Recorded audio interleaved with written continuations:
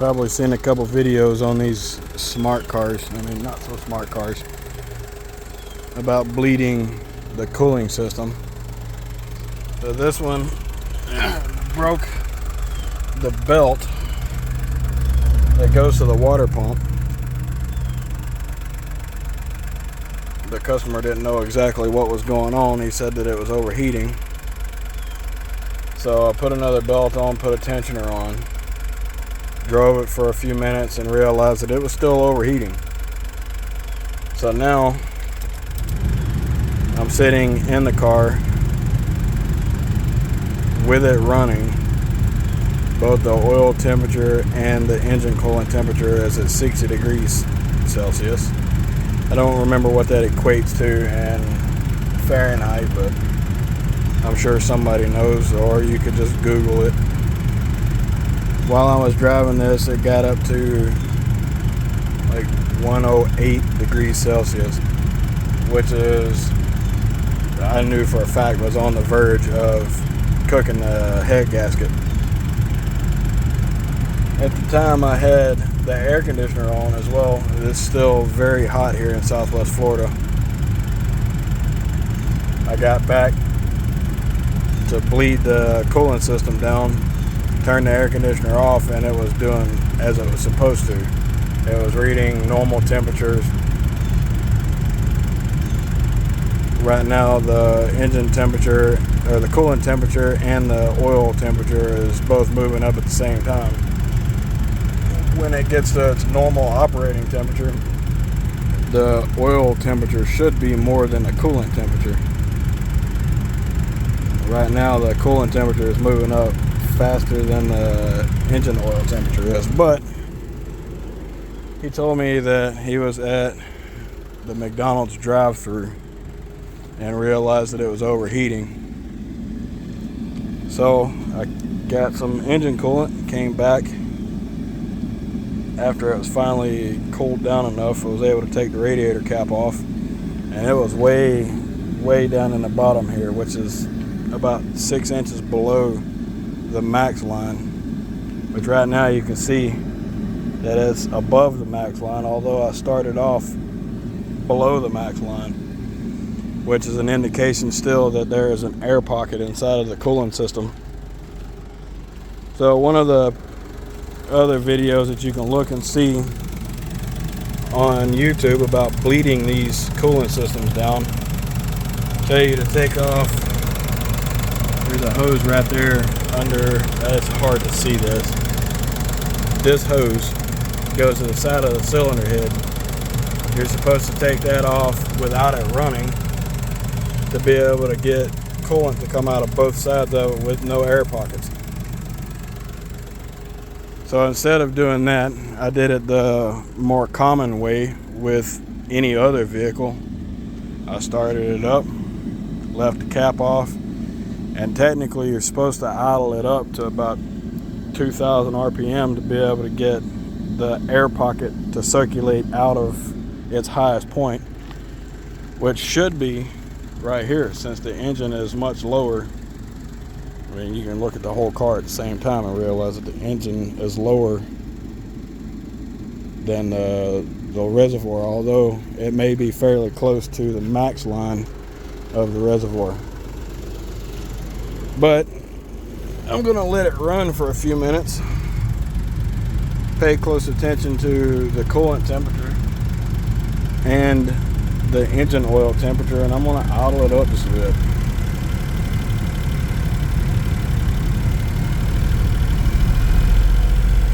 It's best to have it on heat.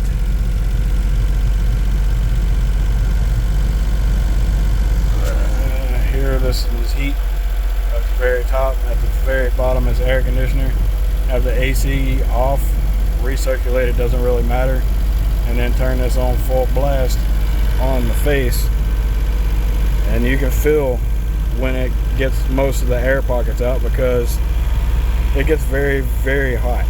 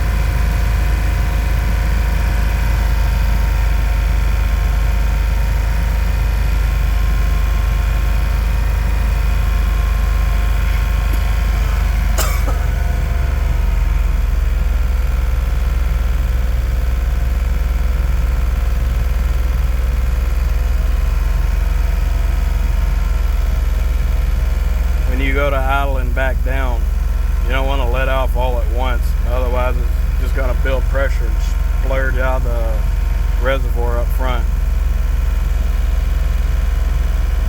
What I'd really like to see before I stop though is the engine coolant temperature and the engine oil temperature stop moving. Right now, with there being an air pocket, I'm safe to assume that the coolant fan's not going to want to come on.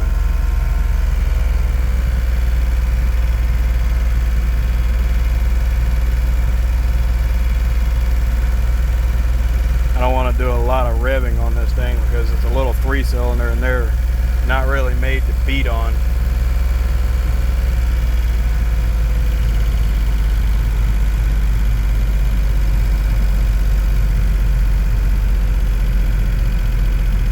Also, when you put the reservoir's cap back on, or the expansion tank cap back on, it will build more pressure and get hotter, of course.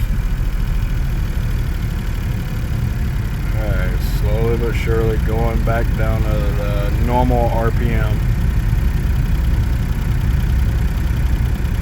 I think this thing is set at like 898 RPMs.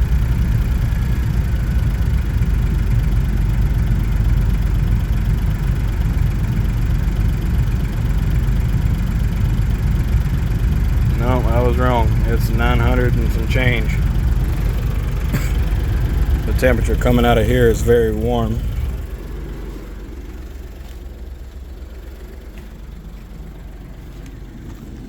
The expansion tank has filled up more.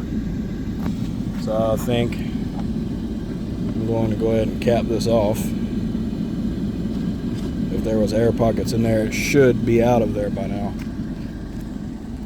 These are the cheesiest cars I've ever seen. Plastic bonnet, hood cover, whatever you want to call it. Little rims with 3 lug studs. A little bitty teeny tiny 3-cylinder made by Mitsubishi. Although I'm pretty sure this is the same, maybe I'm wrong, but it may be along the same lines as the Daihatsu Charade from back in the day. It's almost up to temperature and the coolant fan's still not coming on, so he may have a bad coolant temp sensor as well. Although when I read the codes, it did mention something about the coolant temp sensor, but I didn't pay any attention to it.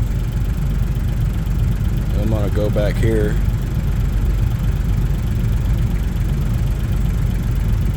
This is the Maxi Check MX 808. Alright, that's what I thought. So there's 2 codes now.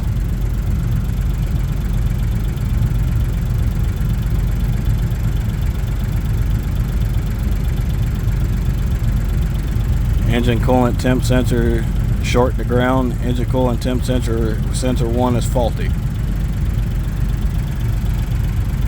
Looks like I'm going to be changing the engine temp sensor. Let's see if I can find it really quick. Man, this thing is too small.